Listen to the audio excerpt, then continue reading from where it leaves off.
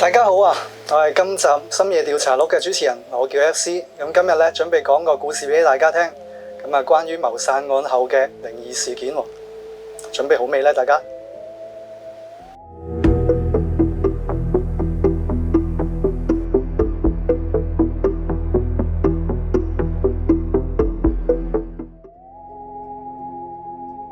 咁我準備咧就講一個殺人事件之後嘅靈異一啲嘅發生嘅事。咁啊，唔知大家有冇聽過即係一啲殺人嘅事件啦？無論喺香港啊，即係一啲亞洲地區啊，或者歐美，唔知有冇聽過一啲即係好入迷，亦都好好聽嘅故事。咁有一個令我好深刻，咁啊好細個聽噶啦。咁啊，細個咁啊，都聽咗嗰陣咧，都有少少打冷震，亦都唔敢即係去嗰個地方。咁嗰陣咧就好中意睇即係日本嗰啲殺人事件啦，香港嗰啲啦，例如咩秀茂坪啊，跟住一啲例如嗰個叫做係啦咩水缸啊，即係屈住喺水缸入邊嗰啲嘅日本嗰啲殺人事件喎。咁喺嗰陣咧，我就上緊中學。咁我就喺大概係中三、中四啦。咁嗰陣其實都驚呢啲嘅嚇，好驚呢啲嘅。咁啊聽翻嚟啊，嗰陣都係咁嗰陣係啦。咁啊聽聞咗有一個係發生喺公寓下面嘅，公寓下面咁啊一個某個單位啦，公寓咁啊公寓入邊咧就發生咗一個殺人事件。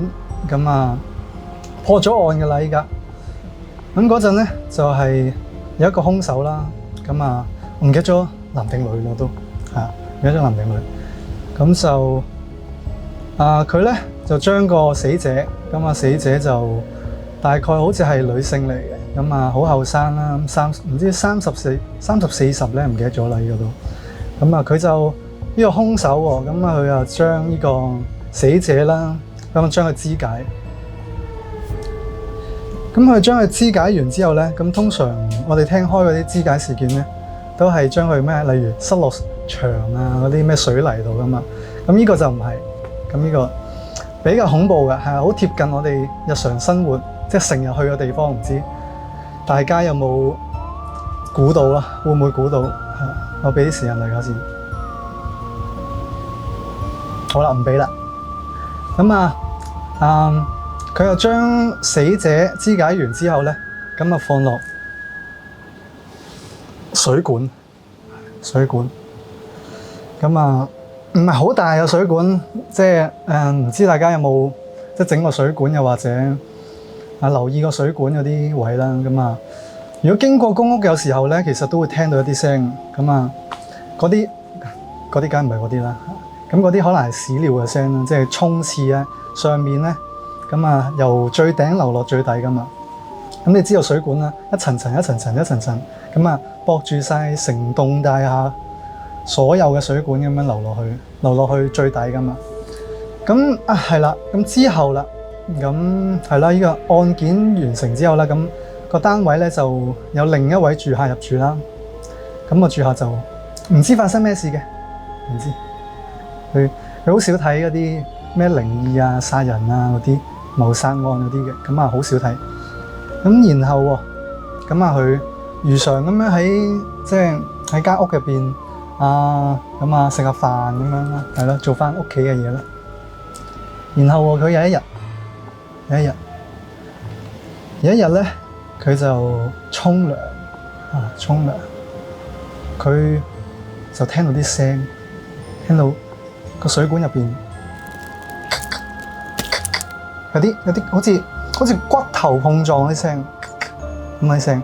咁開頭咧覺得冇乜問題，咁照沖咯，都話可能水管塞咗啫。咁啊揾翻裝修師傅嗰啲通渠佬啊，街邊咪見到啲通渠嗰啲嘅通渠佬，咁咪嚟整係啦。咁啊冇事喎，第一次冇事，冇事啊，阿小姐冇嘢喎，入邊好通好暢順喎。我見過咁多水管入邊最暢順呢個真係冇事㗎啦，收翻你2嚿水啦。咁之後咧，隔多幾日，佢又聽到一聲啪啪，大聲過之前啪啪啪啪啪啪，又係嗰啲骨頭嘅聲音。咁開始又冇理由啊！佢啱啱整咗啫嘛，係咪先？冇理由又嚟㗎咯喎。咁啊，佢又揾個師傅嚟啦。喂，咩事啊，大佬？即係上次個師傅明明已經佢都話冇事啊，但係我仲係聽到啲聲喎。咁個師傅都話冇事，真係冇事。你唔信可以裝下水管入邊。咁佢如是者有一日，咁佢就沖涼，又係沖涼啦。咁啊，又係聽到啲聲咁樣咁佢就裝下啦。咁佢啲頭髮咧，咁事主咧就唔係嗰隻顏色嗰啲頭髮嘅喎。佢咁佢可能黑色啦，我唔記得咗水管嘅咩色，但係佢就唔係嗰種頭髮，佢係嗰啲又長啦又亂毛咁樣。咁可能事主係直髮咁樣啦。咁我見到啲頭髮咧飆緊出嚟啊！咁一路沖咧，佢又咁啲頭髮伸出嚟。咁啊，佢好驚啦，咁啊即刻衝咗出嚟，哇一聲，咁嘭一聲閂翻道門，咁我衝咗出去。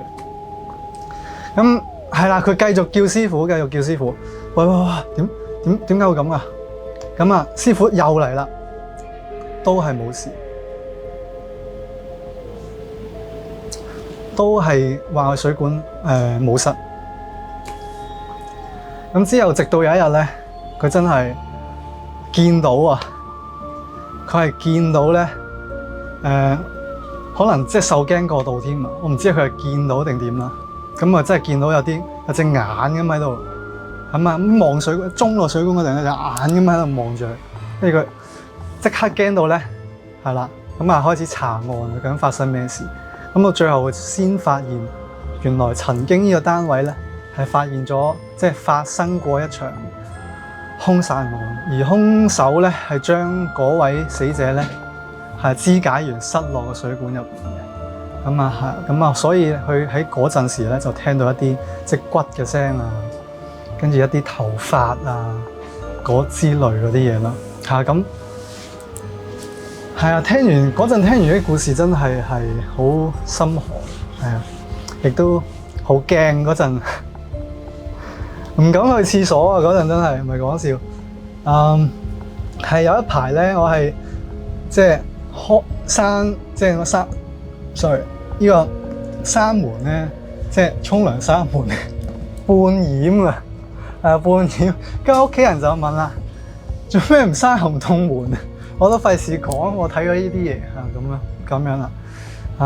嗰排可能唔知好似1個禮拜、2個禮拜，我都係半掩洞門，直到我睇完下一個故事咧。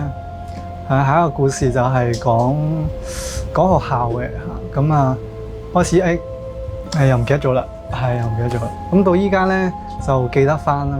近排都係啦，睇咗啲靈異節目咁樣啦，開始call 翻啲 memory， 終於記得翻舊時啲故事。